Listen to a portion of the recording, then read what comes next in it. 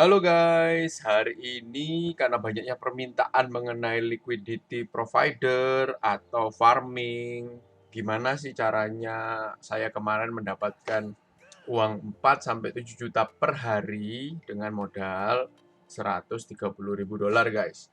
Tapi memang saya nggak melakukan liquidity providing di Ethereum ini ya guys, di Uniswap karena Ethereum itu udah overpriced harganya. Jadi setiap transaksi kita harus bayar menggunakan Ethereum.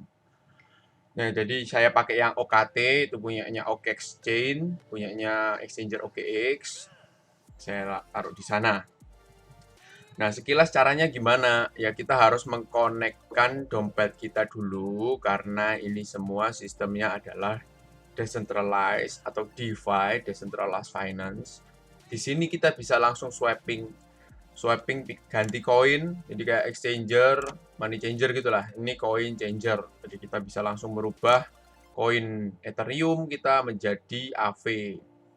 Nah, kita akan kena biaya di sini. Fee inilah yang didapatkan oleh para liquidity provider atau para farmer. Oke, saya akan jelaskan caranya menjadi liquidity provider. Ini kalau di Uniswap ya guys, cocok untuk yang bermodal besar karena basisnya adalah Ethereum. Jadi setiap kali kita menambah likuiditas seperti ini, kita harus bayar Ethereum. Nah, contohnya ini, Ethereum dengan USDC. Kita harus mengisi jumlah yang sama guys. Jadi kalau ini Ethereum-nya senilai segini, kita harus mengisi 132 dolar untuk harga market price saat kita mau melakukan farming atau menjadi liquidity provider. Nah, di sini akan ada keluar datanya share per pool. Maksudnya apa? Jadi dana kita jika kita punya 0,087 ETH dan 132,8 USDC, kita akan memiliki hak 0,01%, kurang dari 0,01% dari share pool untuk Ethereum USDC. Ya, kita buka lagi pairingnya Uniswap USDT Ethereum. Jadi likuiditas di USDC ETH ini ada 241 juta guys. Nah, kalau kita cuman hanya 260 dolar ya kita akan kurang dari 0,01%. Nah, enaknya menjadi liquidity provider ini adalah kita nggak perlu ngapa-ngapain lagi setelah kita melakukan pengiriman perintah untuk farming istilahnya atau menjadi liquidity provider. Kita tinggal kirim ini aja, klik beres, kita bayar fee-nya. Lalu kita akan mendapatkan ini guys, fee. Nah, fee ini dari mana? Adalah 0,3% dari volume transaksi yang terjadi. Dan ini baru 1 hari guys. Bayangin, ini 0,1% loh guys pendapatannya per hari. Kalau kita lihat dari total likuiditas, hasilnya 1 hari itu bisa mendapatkan 0,1%. Nah, teman-teman tinggal milih nih. Di sini banyak pairingnya, bisa lihat di chart sini. Nah, ini likuiditas yang ada di Uniswap. Ada 4 miliar dolar. Nah, teman-teman lihat yang di sini. Sorry, di bawah ini, top pair. Nah, cari mana yang paling menguntungkan bagi teman-teman. Ini 46%. Bisa see all. Cari yang persentasenya besar dan supply ke sana guys. ETH dan swap 73%. 75% seperti itu nyarinya ya guys. 50% ini annually ya. Annually semua kalau yang sebelah kanannya. 79% per tahun. Wow, amazing sih.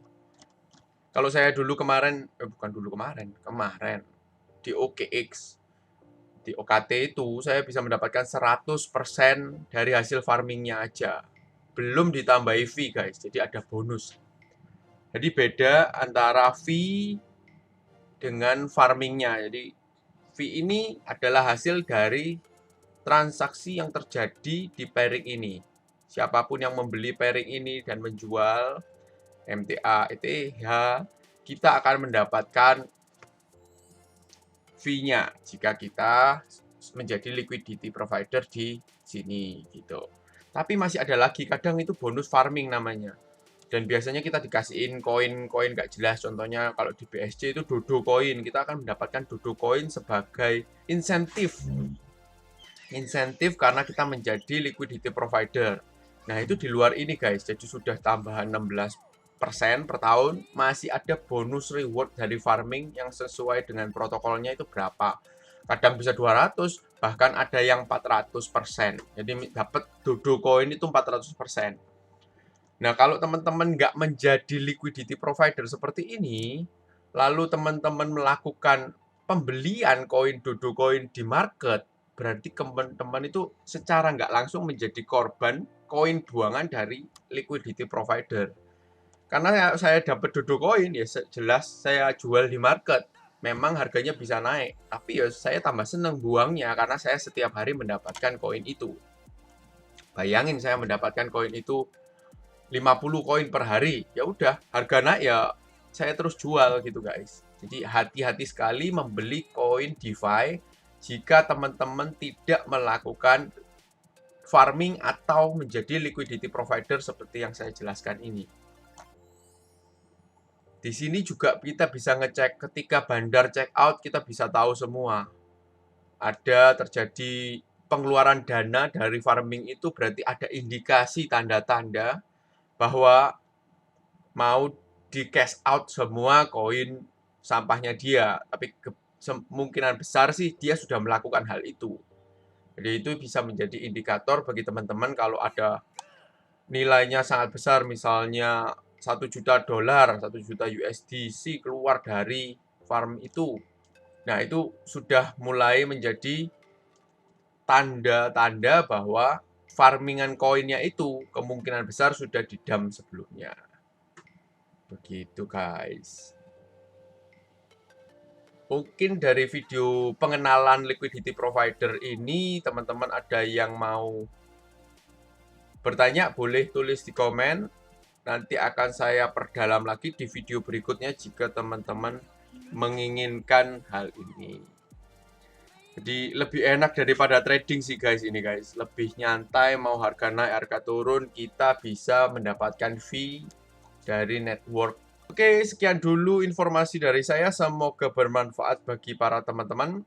Salam profit dan trading cerdas guys. Jangan mau dipampingin sama influencer karbitan, pindahan saham. Dia baru berapa bulan di sini. Saya sudah 4 tahun guys. Saya nggak bakalan beli apa yang dia omongin guys. Semoga teman-teman juga mengikuti apa yang saya lakukan. Pelajari fundamentalnya koin itu, jangan percaya dukun-dukunan di dunia kripto yang menjanjikan harga akan sekian, semuanya bullshit guys. Bullshit. Salam profit untuk kita semua guys, dan tetap trading secara cerdas.